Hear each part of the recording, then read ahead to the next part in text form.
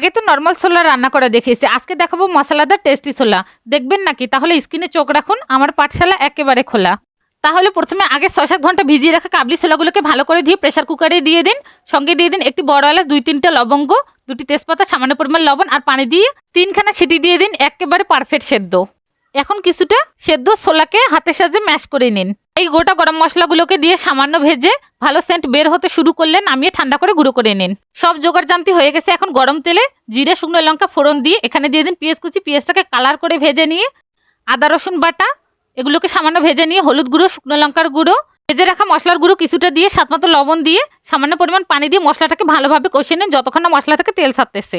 মশলা থেকে তেল রিলিজ হতে শুরু করলে গোটা ছোলা, ভর্তা ছোলা সবকিছুকে দিয়ে মশলার সাথে ভালো করে কষিয়ে সামান্য পরিমাণ গরম পানি দিয়ে এখানে দিয়ে দিব সামান্য পরিমাণ চিনি, ভালো করে মিশিয়ে ঢাকনা দিয়ে ঢেকে দেবো।